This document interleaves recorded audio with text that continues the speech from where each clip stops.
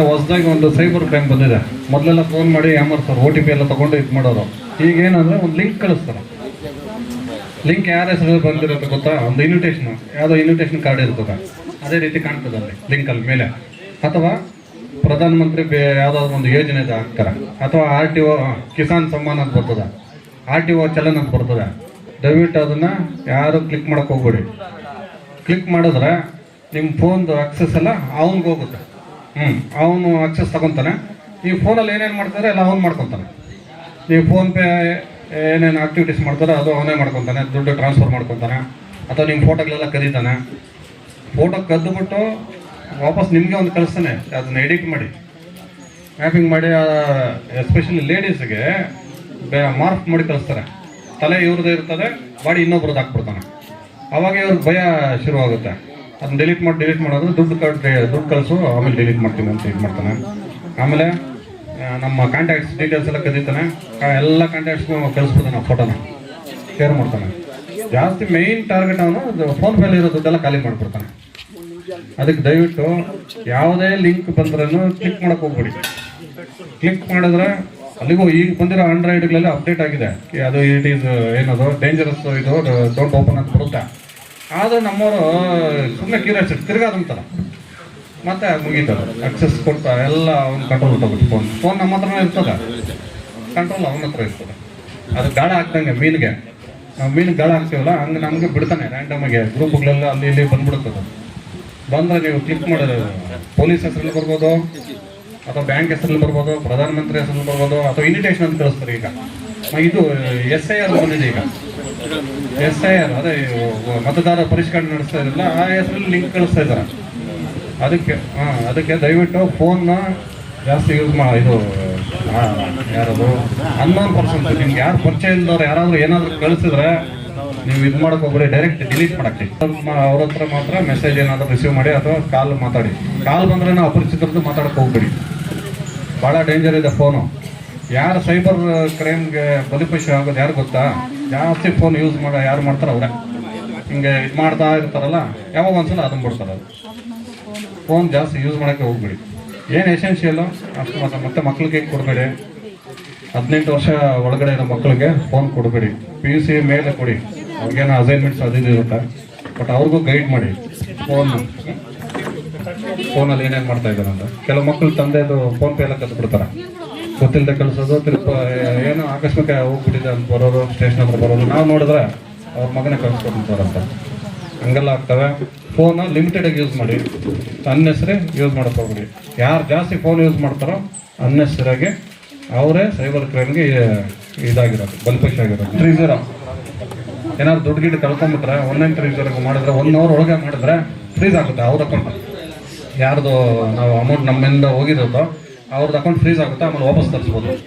ಇಲ್ಲಾಂದ್ರೆ ಅವ್ರು ಏನು ಮಾಡ್ತಾರೆ ಅಂದರೆ, ಎಕ್ಸಾಂಪಲ್ 1 ಲಕ್ಷ ನಿಮ್ಮ ಅಕೌಂಟಿಂದ ಹೋಗ್ತದೆ, ಆ 1 ಲಕ್ಷನ 10,000 ಮಾಡಿ ಸ್ಕ್ಯಾಟರ್ ಮಾಡಿ ಆ ಕಡೆ ಈ ಕಡೆ ಕಳಿಸ್ಬಿಡ್ತಾರೆ. 100 ಅಕೌಂಟ್ ವಾಪಸ್ ತರಿಸಿ ಸಿಗುತ್ತೆ.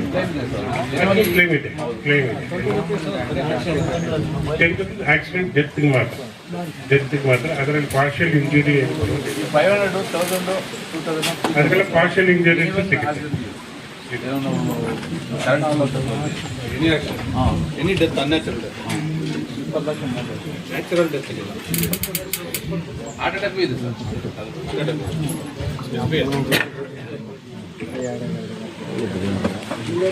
ಸ್ಕೀಮ್ ಇದೆ, ಪ್ರಧಾನಮಂತ್ರಿ ಜೀವನ್ ಬಿಮಾ ಯೋಜನೆ, PMJJBY.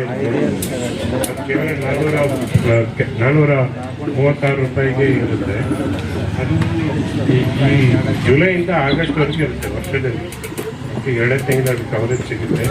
ತಾವುಗಳು ಇಚ್ಛೆ ಪಟ್ಟರು ಬ್ಯಾಂಕಲ್ಲಿ ಖಾತೆ ಇದ್ದರೆ, ಪೋಸ್ಟ್ ಆಫೀಸಲ್ಲಿ ಖಾತೆ ಇದ್ದರೆ 436 ರೂಪಾಯಿನ ಇಟ್ಟು ನಿಮ್ಮ ಕನ್ಸಲ್ಟ್ ಕೊಡಬೇಕಾದ್ರೆ ಒಂದು ಫಾರ್ಮ್ ಇರುತ್ತೆ, ಅದರಲ್ಲಿ ಸಹಿ ಮಾಡಿ ಕೊಡಬೇಕು. ಅದರಲ್ಲಿ ನಿಮ್ಮ ಹೆಸರು ಮತ್ತು ನಾಳೆ ದಿವಸ ಹಣ ಯಾರಿಗೂ ಹೋಗ್ಬೇಕು, ನಾಮಿನೇಷನ್ ಎಲ್ಲ ಕೊಟ್ಟರೆ ಸೂಕ್ತವಾಗಿ. ಈ ಸ್ಕೀಮ್ಸು ಕೇವಲ ಜಾಸ್ತಿ ಏನು ಅಮೌಂಟ್ ಬರೋದಿಲ್ಲ, ಏನಿಲ್ಲ 2 ಲಕ್ಷ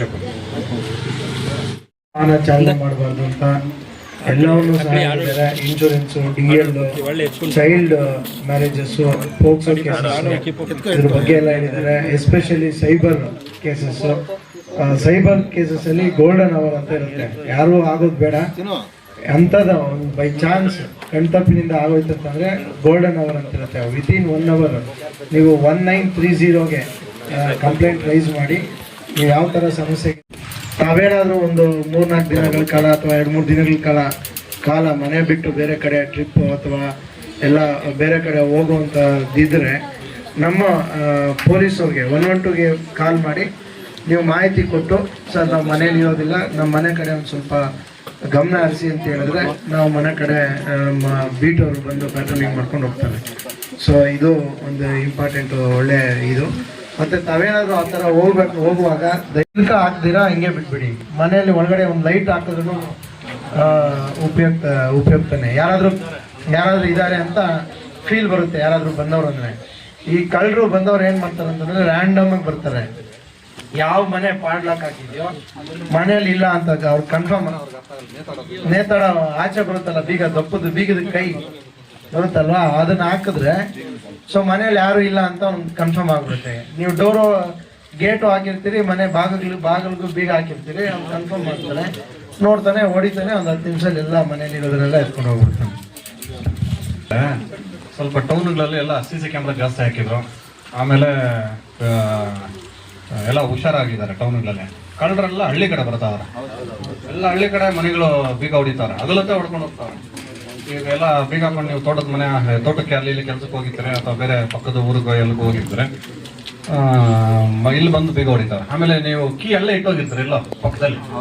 ಅದು ಪ್ರಾಕ್ಟೀಸ್ ಎಲ್ಲ ಇನ್ಮೇಲೆ ಬಿಟ್ಬಿಡಿ ಅಂದ್ರೆ ನಿಮ್ಗೆ ಸೇಫ್ಟಿಗೆ ನೀವೇ ಎತ್ಕೊಂಡು ಹೋಗಿ ಅಥವಾ ಬೇರೆಯವ್ರ ಮನೇಲಿ ಎಲ್ಲಾದ್ರೂ ಕೊಟ್ಟೋಗಿ ಅಲ್ಲೇ ಇಡೋದು ಅಬ್ಸರ್ವ್ ಮಾಡ್ತಾರೆ, ಮನೆ ಬೀಗ ಹೊಡಿತಾರೆ.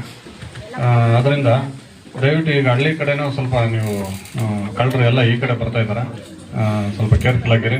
ಪಕ್ಕದ ಮನೆಯಲ್ಲಿ ಹೇಳ್ಬಿಟ್ಟು 100% ಅದು ಕಳ್ತನ ಗಾಡಿ ಇರ್ತದೆ, ಅದಕ್ಕೆ ಯಾರು ತಗೊಳಕ್ ಹೋಗ್ಬೇಡಿ. ಆಮೇಲೆ ಅಪರಿಚಿತರು ಯಾರಾದ್ರೂ ಬಂದ್ರೆ ಬೇರೆ ಸ್ಟೇಟ್ ಅವರು ಅಥವಾ ನಿಮ್ ಪರಿಚಯ ಇಲ್ದವ್ರು ಊರಲ್ಲಿ ಸುಮ್ಮನೆ ಬರ್ತಾನೆ ನಾವು ಬಿಸ್ನೆಸ್ ನೆಪದಲ್ಲಿ ಅದು ಇದು, ಅವಾಗ ದಯವಿಟ್ಟು ತಿಳಿಸಿ. 112ಗಾದ್ರೂ ತಿಳಿಸಿ, ನಮ್ಮ ಸ್ಟೇಷನ್ ನಂಬರ್ಗಾದ್ರೂ ತಿಳಿಸಿ. ನಿಮ್ಗೆ ತಿಳಿಸಿದ್ರೆ ಯಾರಾದ್ರೂ ಪೊಲೀಸರು ಇರ್ತಾರೆ ಅವ್ರಿಗೂ ತಿಳಿಸ್ಬಿಡಿ. ಐಡಿಯಾ ಬಂದ್ಬಿಡುತ್ತೆ ನಿಮ್ಗೆ, ಏನಕ್ಕೋ ಬಂದಿದ್ದಾನೆ ಅಂತ. ಅಂಥವೆಲ್ಲ ನಮ್ಗೆ ತಿಳಿಸಿದ್ರೆ ಒಳ್ಳೇದು. ಅನಾಹುತ ಆಗೋಕೆ ಮುಂಚೆ ನಮಗೆ ತಿಳಿಸಿದ್ರೆ ಸ್ವಲ್ಪ ಅವ್ರ ಬಗ್ಗೆ ಏನು ಬಂದು ವಿಚಾರಿಸ್ಬೋದು, ಅದೆಲ್ಲ ಮಾಡ್ಬೋದು. ರೋಡಲ್ಲೇ ಬಿಟ್ಟು ಹೋಗಿರ್ತಾರೆ, ಕೆಲವರು ಹ್ಯಾಂಡ್ಲಾಕ್ ಕೂಡ ಹಾಕಲ್ಲ, ಹಾಕ್ದ ಹೊರಟೋಗ್ತಾರೆ, ಯಾರೋ ಕದ್ಕೊಂಡು ಹೋಗ್ತಾ ಇದ್ದಾರೆ. ನಮ್ಮ ಸುಂದರಪಾಳ್ಯದಲ್ಲಿ ಭಾಳಷ್ಟು ತೆಪ್ಪಾಗಿದೆ. ಒಂದು 2-3 ಬೈಕ್ ಕದ್ಕೊಂಡು ಹೋಗಿದ್ದಾರೆ. ಸ್ವಲ್ಪ ಒಳಗಡೆ ನಿಲ್ಸ್ಕೊಂಡು ಕಾಂಪೌಂಡ್ ಒಳಗೆಲ್ಲ ಅದರ ನಿಲ್ಸ್ಕೊಂಡು ಹ್ಯಾಂಡ್ಲಾಕ್ ಹಾಕೊಂಡ್ರೆ ಹೇಳ್ತದೆ.